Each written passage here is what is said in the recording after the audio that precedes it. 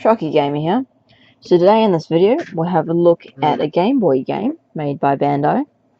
This is basically a fishing game that comes with a fishing attachment. The title, and I hope I pronounce this right, Grander Musashi Revolution or RV. So that's the actual title of the game, so I do hope I pronounce that right. Like I said, it's for Game Boy, made by Bandai. This is the front of the box. Shows kind of some kids fishing. And there's a little pic down here that shows you the fishing attachment that comes with the game. So it attaches onto the Game Boy system itself. Sides of the box are pretty basic, just got the title on them. Bottom of the box shows other compatibility, so it's pretty sure this thing is Game Boy, Game Boy Pocket, and Game Boy Light, I believe. I think that's what it's showing there.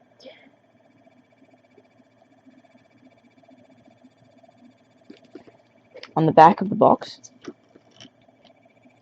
shows the title again, the characters a bit, some information all in Japanese, and some screenshots of the game itself. Let's go ahead and open up the box and have a close look at it.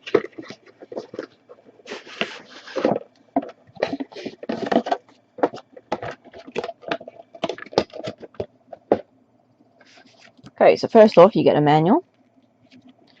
This goes through a bit of the game, what's included sort of thing. How do you assemble the fishing attachment for the Game Boy.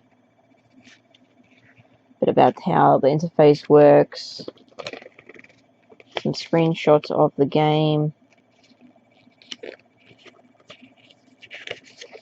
Then it goes into characters. That's pretty much it for that. Next part you get is the game. It's the cartridge itself.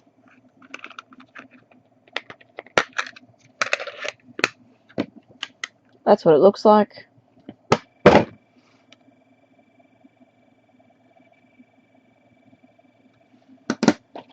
Next part here is this grey attachment thing that almost looks like a fishing reel, if you can see that there. This opens up. On the back it says Bandai made in Japan. So the next part you get is the pieces. Now when you first buy this brand new, you get the pieces actually in this. So they're all flattened, unassembled in this. You've got to pop them out of these frames and then you've got to assemble them. I've already partially assembled most of them. Now to do it takes only a couple of minutes when you get it brand new, pop everything out and assemble it. So okay, so first off we'll start with these pieces.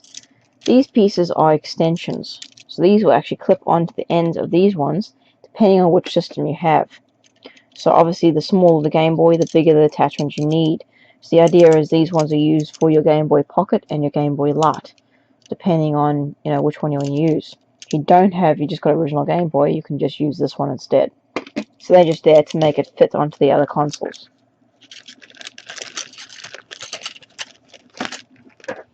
That's just a random part.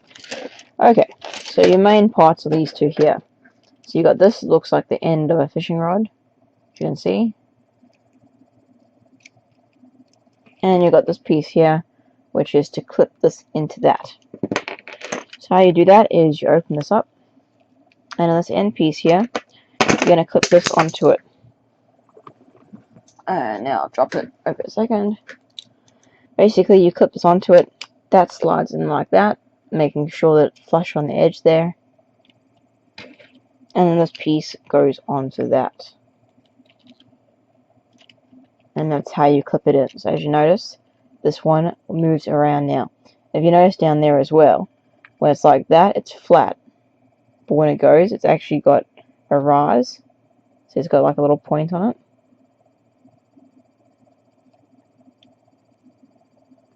So it's got a little thing that actually can hit something, as you can see.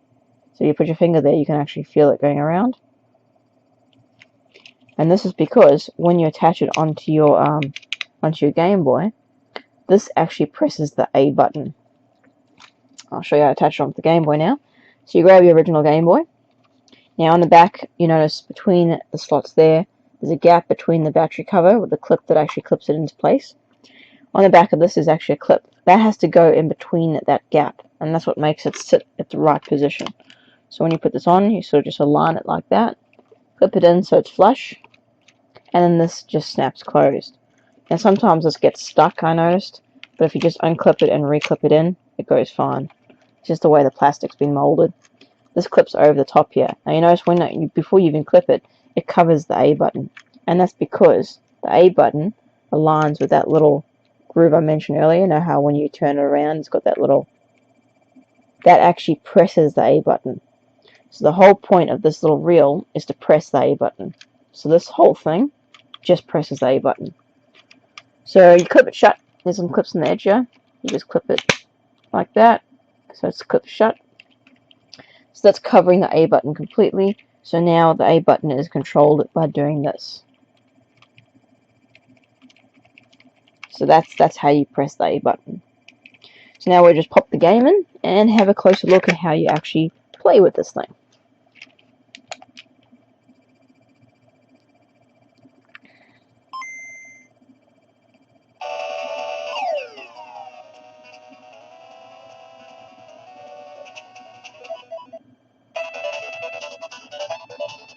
Okay, so that's the start screen.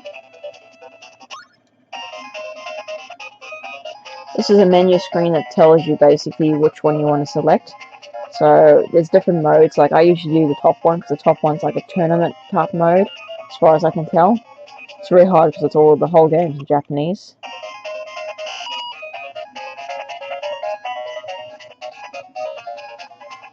Just go okay. I'll just skip this because we can't read it anyway.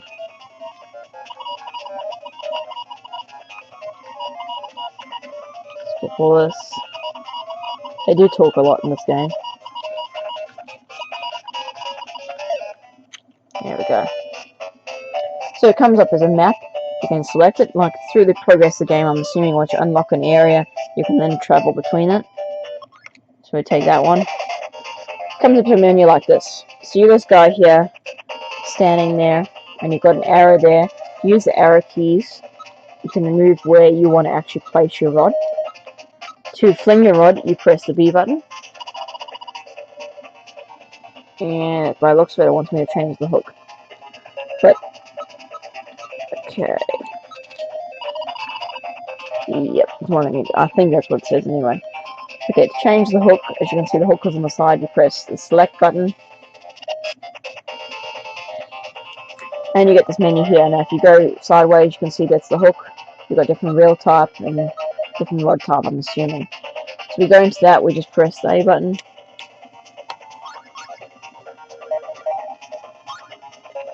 As you can see, those arrows come up, and now we can change a different type of hook.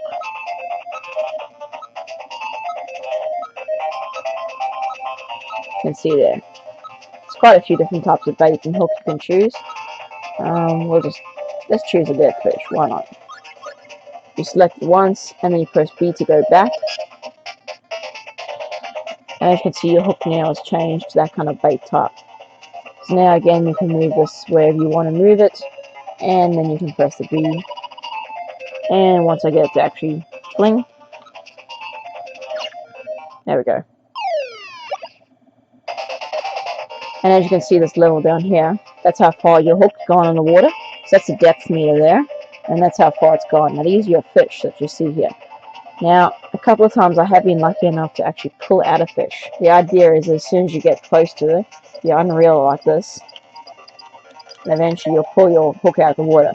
But you're supposed to try to get a fish so it tracks your hook and then attach to it. When you pull it, you can catch a fish. I've only had one fish, I think.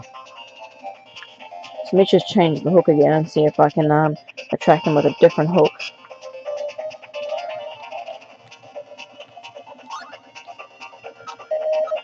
I'll go back to that one.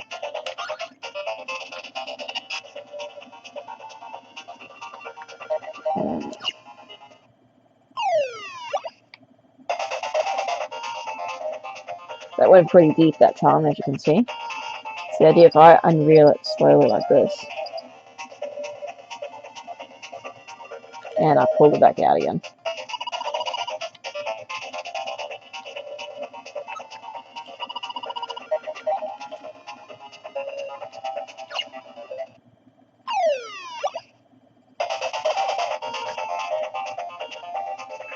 And let's try to reel it slowly.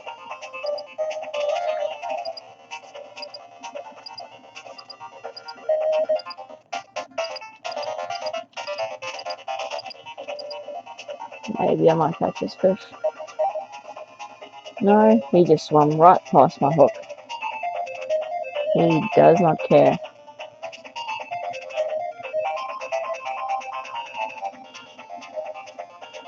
Go on. They're right there. Take the hook.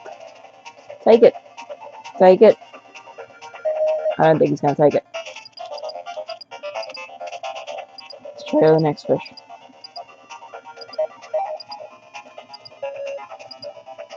And I just pull it out again. So as you can see,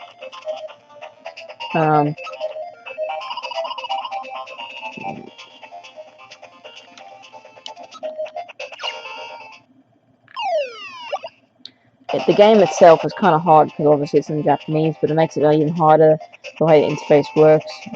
Catching a fish in this game is pretty hard. I think I played this game for about 20 minutes to half an hour, and I think I caught one fish in that time. And then I gave up. So, you know, it's possible. It's not the easiest game to do anything with. The cool thing is it does come with this fishing attachment. I have to admit, it does make it a bit more interesting than just pressing A. Because all you're doing is pressing A with this, but it makes you feel like you are fishing. I mean, look at it. It does kind of look like a fishing rod while it's in the Game Boy. So it's pretty cool. I mean, when you do it, it does work. Probably one of the annoying things which might annoy a lot of people is it just pops open. It will pop open. Especially once you're playing a bit and you've done it. So that's why I put my finger here when I'm not doing anything, when I'm just using this, because it holds it closed. And it gives you a bit of grip as well, so you can do it.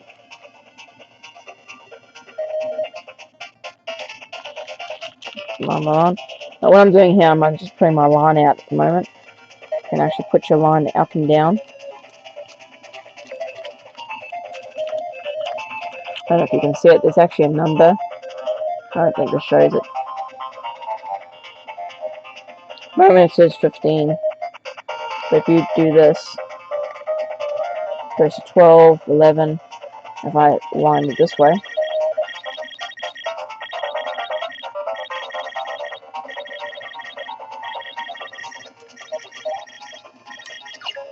let's do it again before I run out of time.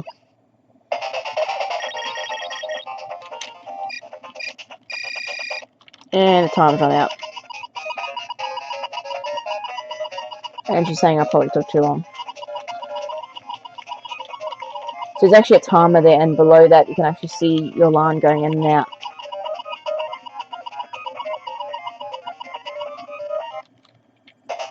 Can't really make it out on the screen with the camera like this. But basically, yeah. And that's how you play the game. And I'll take you back to this thing here, where you can buy like refresh things and high score, all that crap.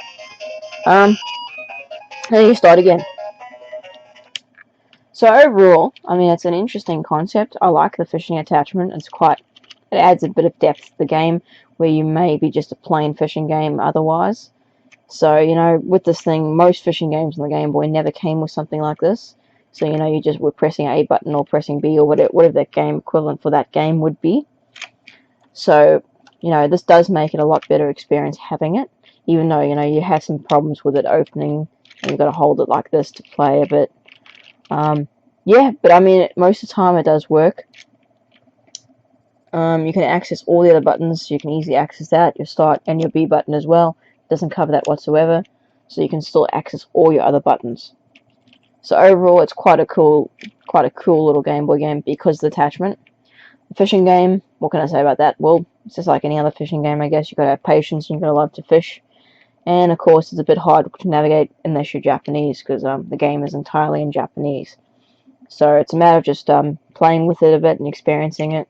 Of course, if you don't like fishing games, you would not like this game whatsoever. Like I say, before I played about 20 minutes, probably be close to 20 minutes, and I only caught one fish. And I was surprised when I did, because the fish suddenly took a hold of the line, and you wheeled it up, and it came up on the screen with the picture of the fish, and I'm assuming it said I caught it. So, yeah. But that's pretty much it. And this is probably a rare piece as well, as you don't see it very often either.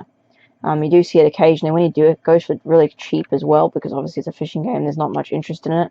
But yeah, it's very hard to find. It's very hard to find complete with the actual fishing attachment. But yeah, that's about all I can say about it. Thanks for watching, guys. I'm Sharkie Gamer. Don't forget to subscribe. I'll have heaps more videos of controllers and accessories up very shortly. Leave a comment below if you would like to. And if you liked this video, then hit that like button. Thanks for watching, guys.